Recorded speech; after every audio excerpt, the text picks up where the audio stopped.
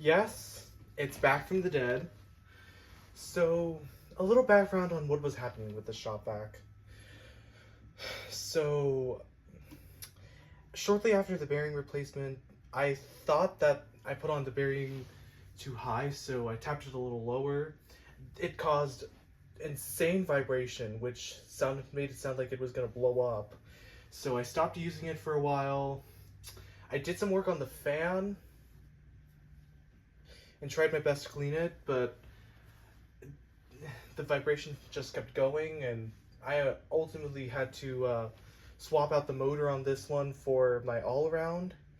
But later on, I swapped back the motor for my all-around and cleaned up the fan on this shop vac, and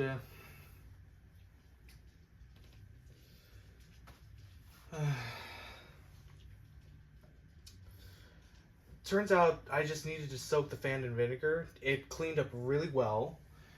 While there's still some markings left on from when it was corroded, it sounds healthy, much healthier than when I first bought it, and it's tolerable now that I don't have to wear ear mufflers whenever I'm using this thing. So yeah, this is the story behind what's been going on with the shop vac. There was also a strange burning smell coming from the commutator, which I thankfully wiped it down before any more damage could be done. And I took off the bearing, the top bearing, and reinstalled it, this time making sure that the bearing boss was tight and that the bearing was far enough just right so that the bearing boss could sit flush, so that the bearing could wedge itself between the boss and it wouldn't wobble in place. So now it works perfectly. This is my Wesselwerk TK286. I bought it originally for this use with this shop vac. Lately I've been using it with my all-around because it has I don't have to use an adapter. This is the official shop vac adapter I had bought a while ago for 1 1/4-inch tools. I use this adapter all the time on my other 1/4 of an inch tools.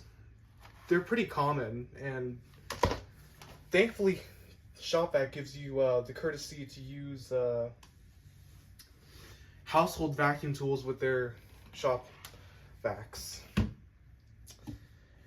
And I also had to shorten the hose on this a little bit because at the ends of this hose there were kinks, and that kept restricting the motor, so it would just lose suction if one of those kinks closed.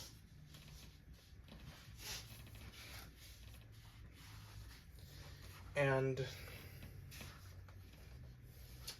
now it works great. I also got this little valve, and let me show it to you.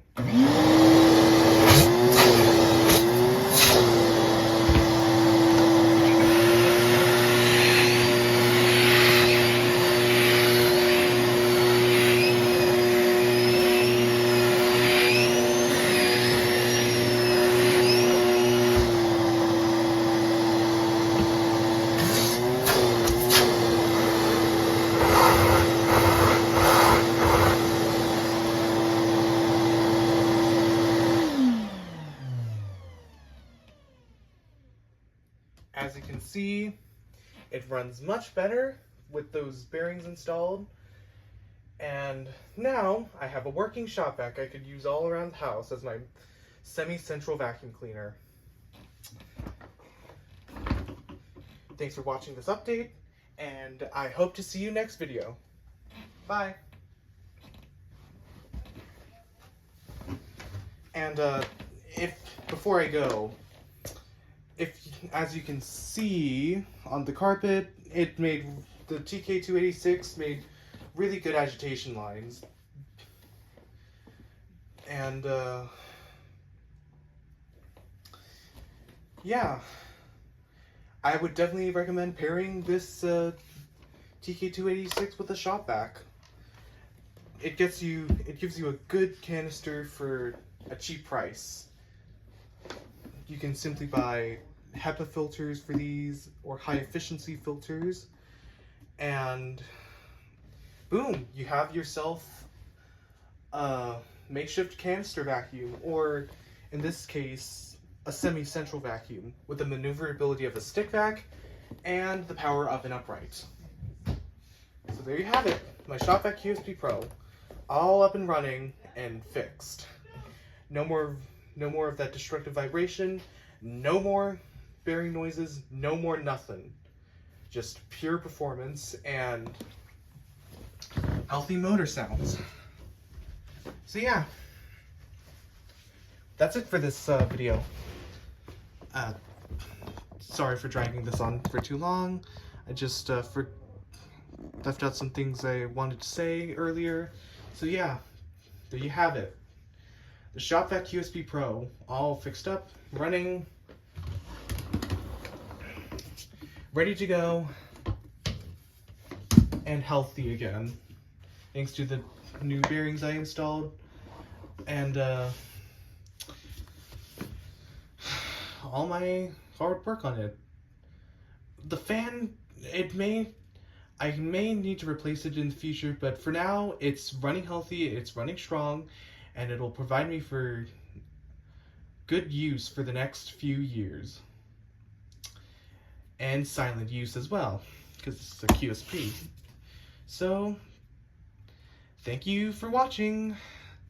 I'll be sure to see you all in the next vid. Sorry for saying that, just for good measure, but yeah. Bye. See you later.